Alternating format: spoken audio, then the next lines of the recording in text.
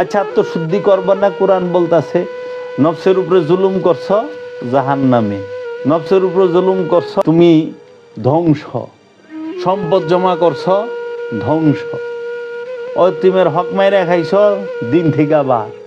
আমি তো সব নগদ দেখতাছি। তিমের হক মাইরা খেলে দিন থেকে বাদ হইবা, এটা তো মরণের পরে না, এখন প্রেজেন্ট। সম্পদ জমা করবা হুতামা দুজকে যাইবা, এটা তো মরণের পরে না, প্রেজেন্ট। জমা এখন করছ মাইর পিট হইব মরণের পর, এটা হইল নগদে হবে।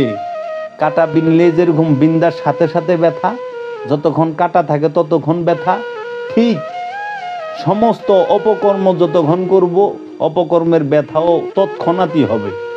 অনে ব্যথা দুই প্রকার, কয় কি দূর আপনার কথা তো মিলে না। কি মিলে না? কয় কি ওই যে এই লোকে যে এত কিছু মাইরা মুইরা খায়, কত টাকার মালিক, কত সুখে আছে, ভালো আছে।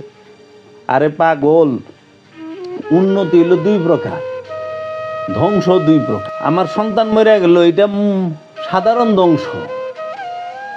আমার ব্যবসা ধ্বংস হইল, এটা সাধারণ ধ্বংস। কিন্তু আমার নফস, সে যদি আমিত্বের মধ্যে, আমিত্বের গহ্বরে ডিবা যায়, ব্ল্যাক হোলের মধ্যে ঢুকে যা, ওইটা হলো কিয়ামত পর্যন্ত ধ্বংস।